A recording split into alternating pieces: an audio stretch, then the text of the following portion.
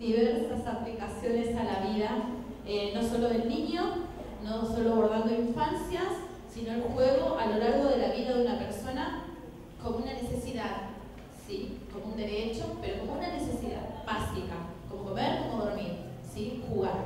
Consideramos que del juego emerge la cultura, el juego es formador de cultura y adherimos al paradigma de pedagogía lúdica originado en el libro Homo Ludens de John Huizinga.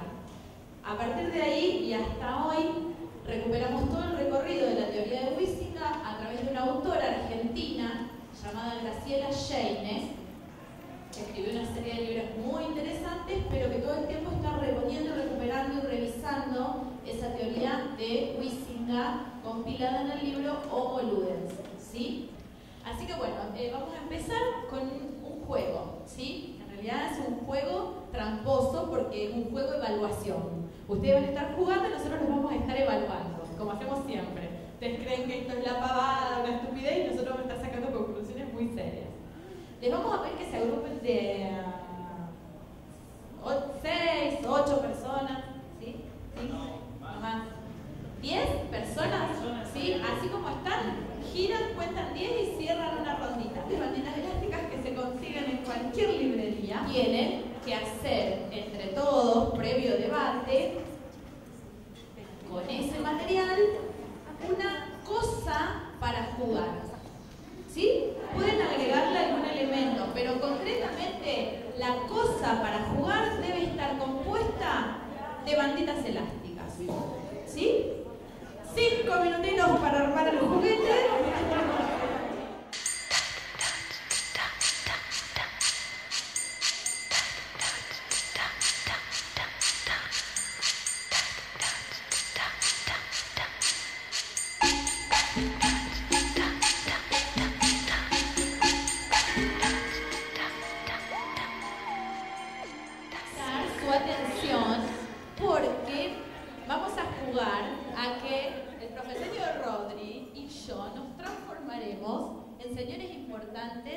Que andamos buscando talentos jugueteros porque tenemos mucho dinero y queremos poner una empresa de juguetes realizadas en banditas elásticas. Para ganar dinero, no para hacer juguetes. Claro, sí, queremos ganar dinero, ¿sí?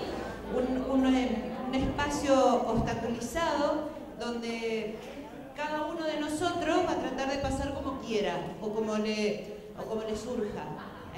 Nos faltaron, por ejemplo, trabajar con niveles, trabajar con cruces, por donde quiera.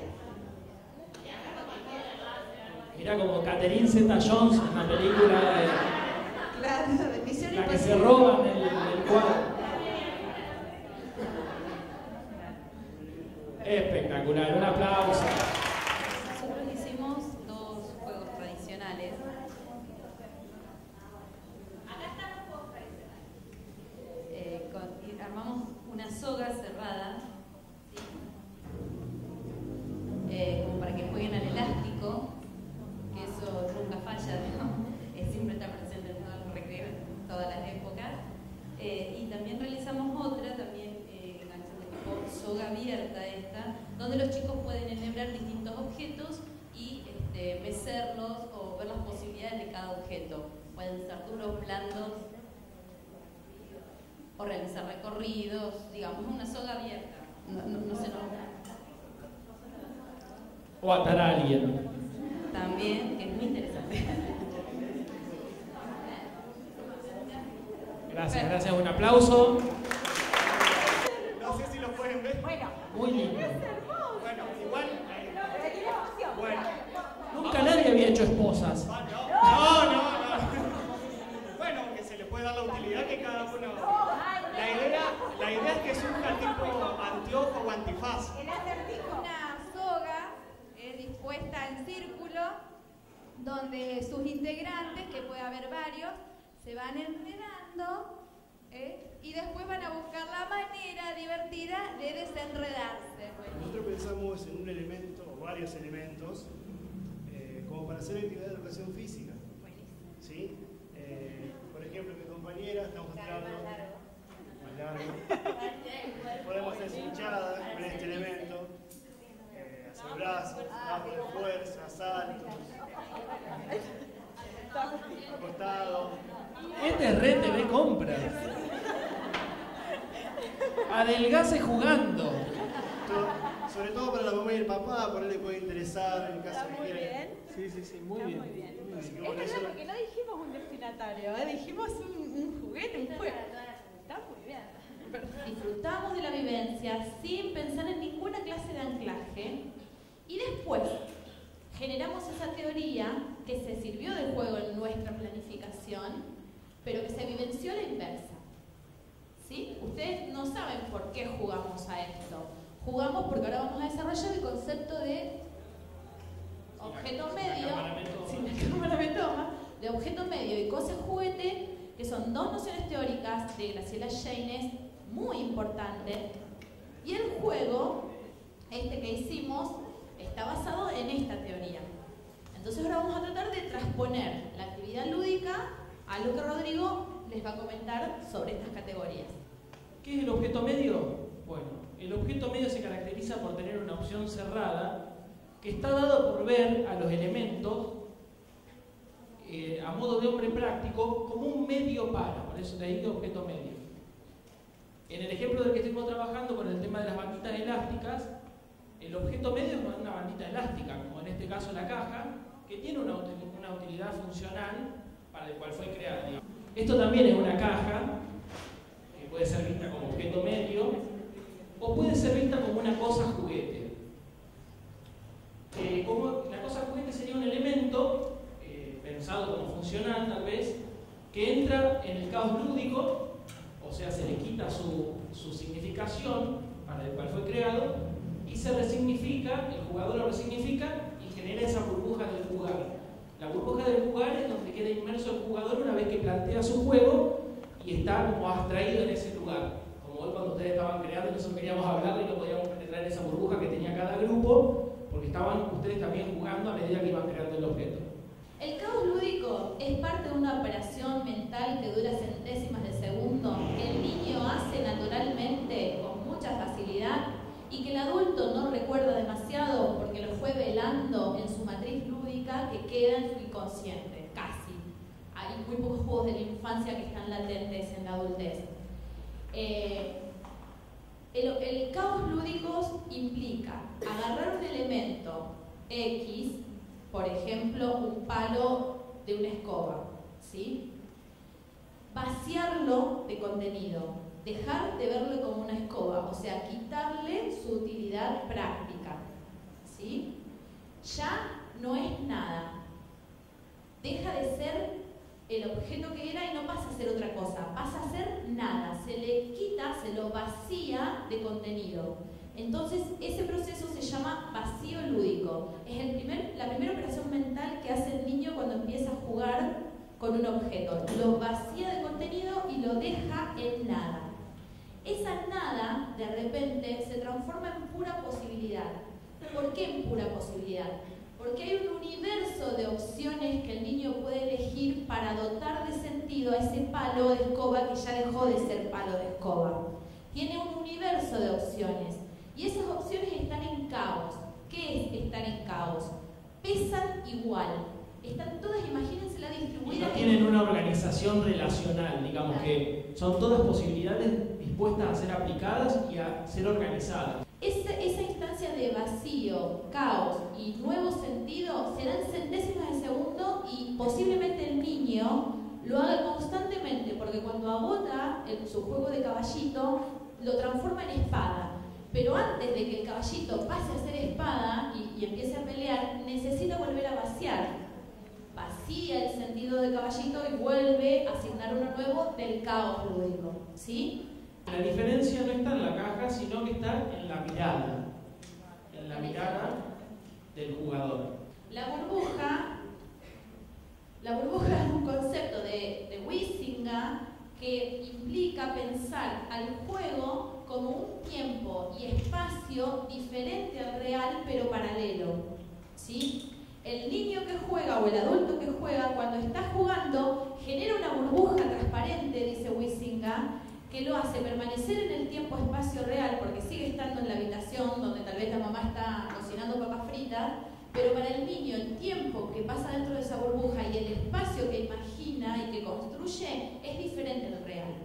Acá entonces podemos ver el ejemplo claramente, que lo trabajamos recién en lo concreto, como quitando el sentido práctico a la bandita elástica pudieron encontrar en 5 minutos 10 formas de resignificarla distintas para hacerlo un juego. Vamos a comprender lo que es un dispositivo, cómo lo vamos a asimilar a la palabra dispositivo. Si nos vamos al diccionario, podemos encontrar estas definiciones de dispositivo. Mecanismo o artificio dispuesto para producir una acción prevista. Y otra definición, organización para acometer una acción. O sea, está hablando de un mecanismo o artificio dispuesto, o sea, que no está antes de estar dispuesto por alguien, digamos, antes de ser creado no existe. Se crea, ¿y para qué se crea? Para producir una acción que nosotros estamos buscando, por eso es prevista.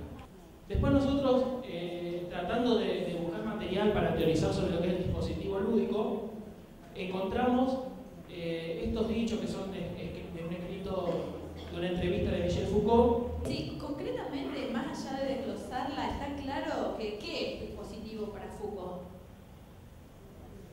Lo dicho, no dicho, esto, aquello, la arquitectura, todo menos el sujeto. Todo es dispositivo. El dispositivo es todo.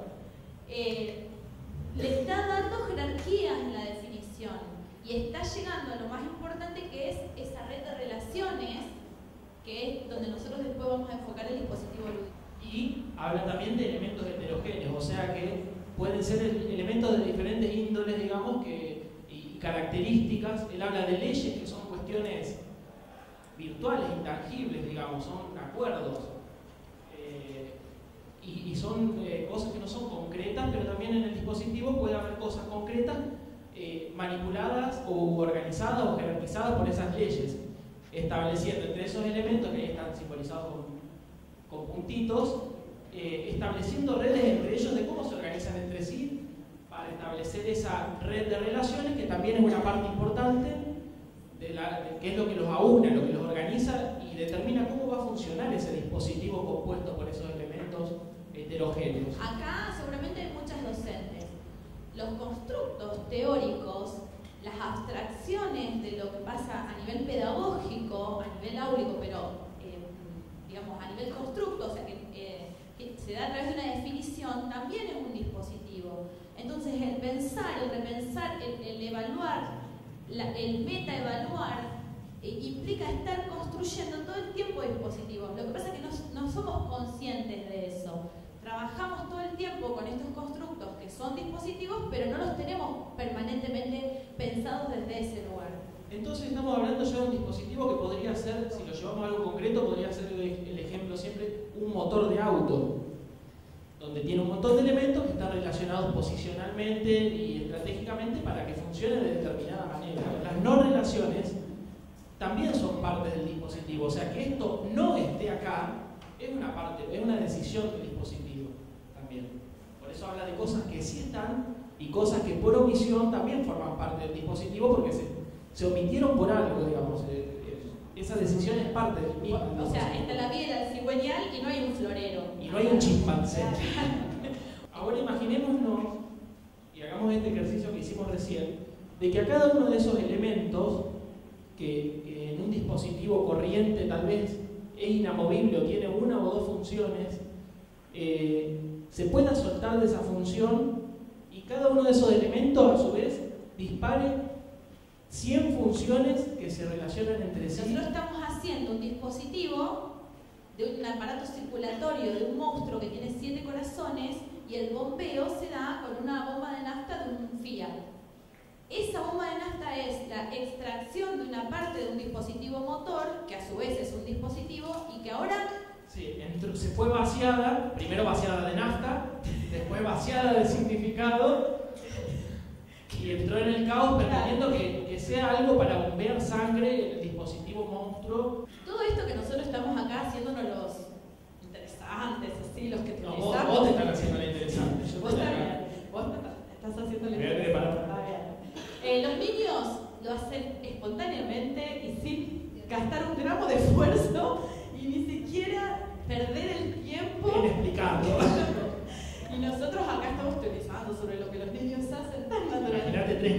sentados ahí mirando. Diciendo que estúpido. Vamos afuera a jugar. Con las banditas elásticas. Bueno, entonces la noción de dispositivo como ese conjunto de elementos, más la mirada lúdica que produce ese vaciamiento y ese caos permitiendo expandir las posibilidades, nos da como resultado el dispositivo lúdico, un dispositivo que nos permite acceder, que propicia el juego.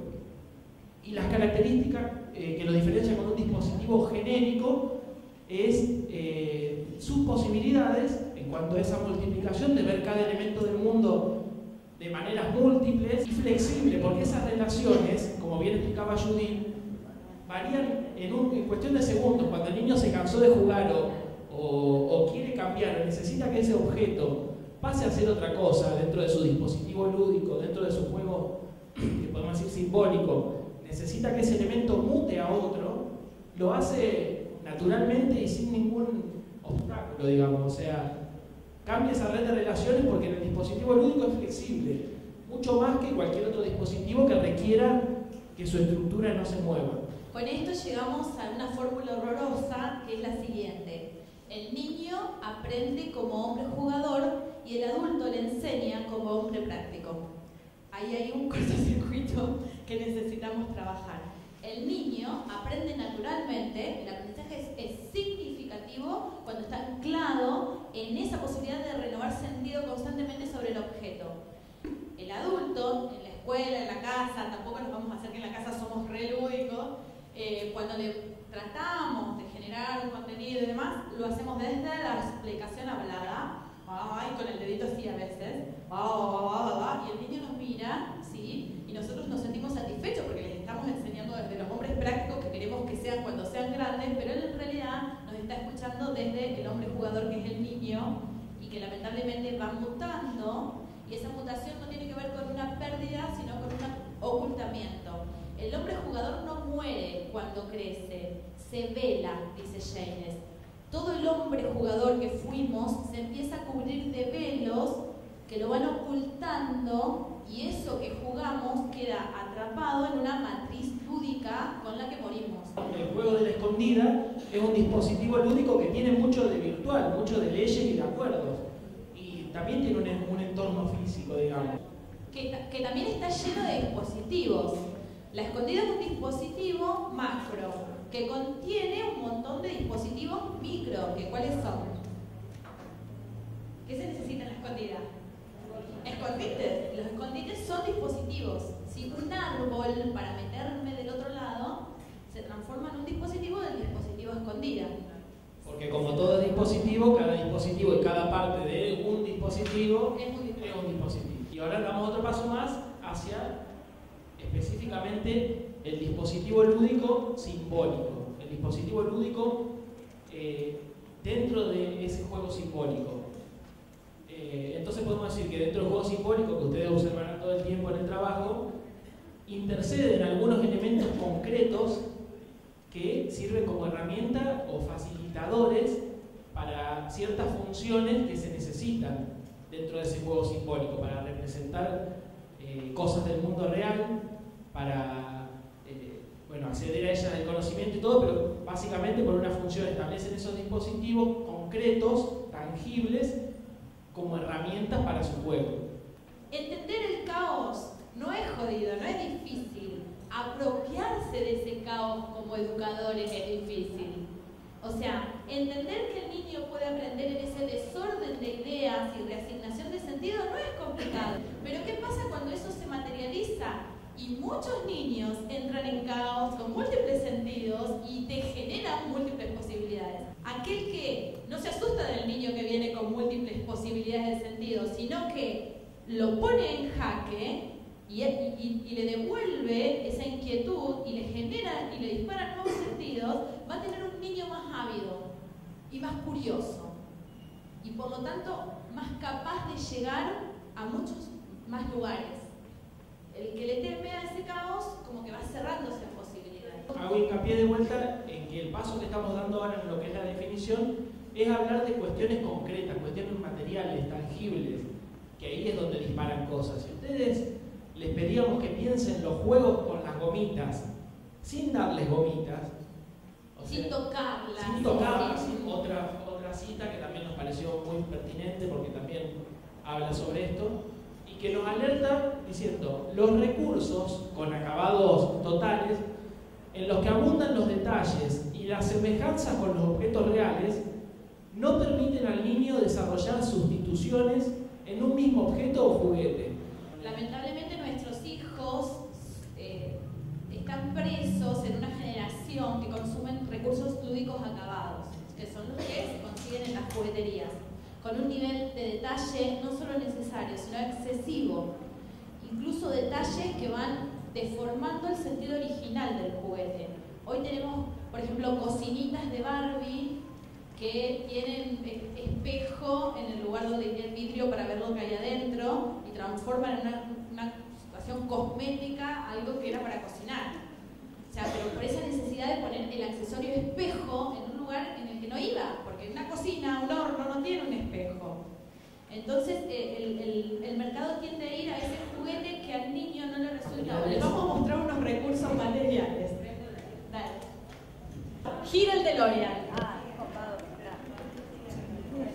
Gira el hombre araña acuático. Hombre araña buzo. Miren, no hay límite ya. Es el hombre araña versión buzo. Viene con las patitas, con un tubo y con una máscara para respirar. ¿Y cuántas opciones de auto universal para un niño que necesita universalizar y vaciar de sentido y entrar en caos ofrece el DeLorean? Muchas, pocas. Pocas. Es el DeLorean de Volver al Futuro. Él lo compró en internet y pagó un montón de dinero. No, barato también, muy barato. Pocas posibilidades. El nivel de detalle lo hace ese DeLorean, ni siquiera uno. Recursos con acabados totales, en los que abundan detalles y semejanzas con los objetos reales. Ese auto solo puede ser un DeLorean, no un DeLorean, el DeLorean de Volver al Futuro 2. Vamos a hablar de objetos despojados, ¿sí? Esos objetos que nos permiten llegar al caos con múltiples posibilidades. Los hacen los niños en nuestra fábrica de juguetes. Este auto en manos de un niño podría ser el DeLorean. Tranquilamente. Podría tener 4 puertas, podría tener 2 puertas, 3 puertas, podría ser rojo, azul, amarillo. Puede serlo todo porque no es nada. Este es un objeto despojado, ¿sí? De detalles. Es el que permite realizar mayor cantidad de operaciones y operaciones más productivas. No estamos diciendo que un niño, si le damos el DeLorean, no puede pensar. Estamos diciendo que si podemos hacer que un niño realice 30 operaciones mentales con el autito de madera, ¿por qué vamos a darle el autito en el que puede realizar 3? Esa es la proporción en la que estamos. Si necesitamos que imagine colores o posibilidades de colores, tenemos que ofrecerle algo de colores neutrales. Y eso está demostrado. El color neutral, que son los grises, los marrones, el blanco, los negros no acabados. Suplantación. Sustitución decía Ana Vega, suplantación dice Salomón. En otras palabras, en la medida que el niño suplanta o simula una operación, acción, experiencia, frase, etc., en la que se necesite y aplique un trabajo y esfuerzo mental e intelectual complejo, pero que él no domina todavía, en esa medida el elemento simbólico servirá de modelo para ser imitado y permitirá la adquisición de una nueva facultad. Desarrollo. Al hacerlo, el niño desarrolla esa capacidad de generar esa igualdad de suplantación entre el código externo de lo que él quiere representar y su código interno, lo que él tiene. Y en esa medida, los elementos concretos con los que él juega, los que él está manipulando, como decía Ana Vega, le van a dar mucho más riqueza y posibilidades que un objeto de mayor valor en cuanto a acabados y a terminaciones y detalles. Y eso queda, o sea, hay un aprendizaje, ahí hay algo que queda en estado de latencia para cuando se lo vuelva a necesitar y que tal vez se lo reconfigure con un nuevo aprendizaje. Entonces, no son operaciones que al azar van ocurriendo y van pasando por el niño, sino que lo van nutriendo, ¿lo ven? Y vamos a tratar de imaginar en este objeto un juguete o un jugar. Acá tenemos una manteca, ¿sí? ¿Qué define la manteca? La situación de contexto. ¿Dónde está ubicada? ¿Sí? En este caso, una mantequera. Sí, gracias. Es buenísimo. Un poco duro. Es un budín satur que está cortado en 3 porciones ya, pero tranquilamente la manteca pasó a ser dentro de la budinera el budín. Las nenas estaban jugando juegos simbólicos y habíamos armado el hospital en un barrio por allá, muy lejos. Y todas recetaban ibuprofeno cada 8 horas. Bueno, el ibuprofeno fue una maderita que había en la casita. ¿Qué es eso? Una ciudad. Entonces, el ibuprofeno, que antes fue budín y que antes fue una manteca, ¿ahora qué es? Es una manteca. Es un edificio. ¿Ahora qué es? ¿Sí? ¿Se entiende? ¿Por qué esto, que era una porquería cuando se lo mostré? Porque ahora me van a decir todo lo que se imaginaron ustedes. ¿Por qué el niño podría llegar a realizar esta cantidad de operaciones? Porque está despojado. Porque no es amarillo. A mí me pasó que mi nena agarró típica el escobillón y empezó a hacer el caballito típico. Y yo qué hice a los 2 días fui y le compré un caballito. ¿Por qué hacemos eso? De plástico y llegué hizo así. No tenemos dinero, porque la cooperadora apenas que nos ayuda con el material didáctico y encima se nos queja, y la directora no nos deja pedir más plata en las casas de los niños, entonces no podemos armar ludotecas porque es muy caro. ¿Vieron? 5 juguetes en uno.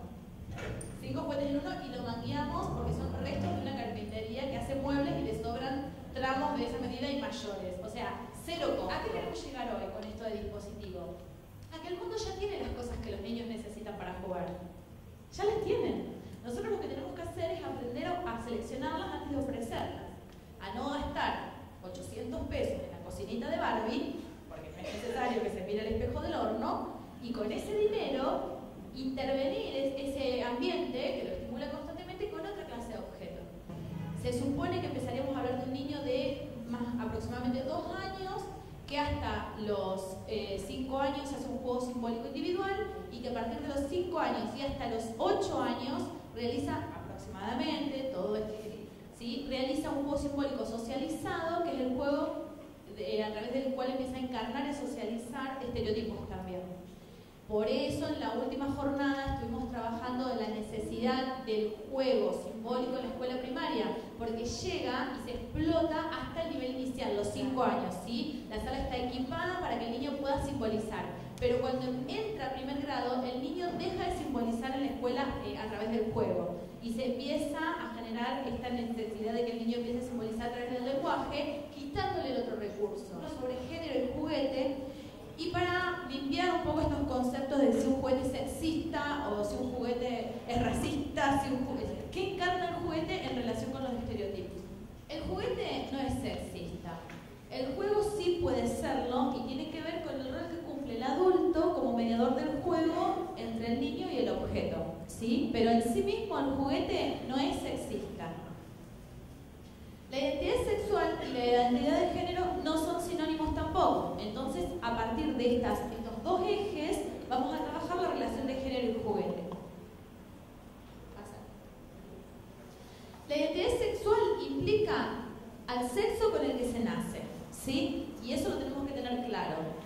La relación con el juguete y la identidad sexual no tiene sentido, no hay ahí ninguna cuestión a desarrollar. La identidad de género es la adquisición de las funciones, rasgos de personalidad o formas de comportamiento que la sociedad asigna a cada uno de los sexos.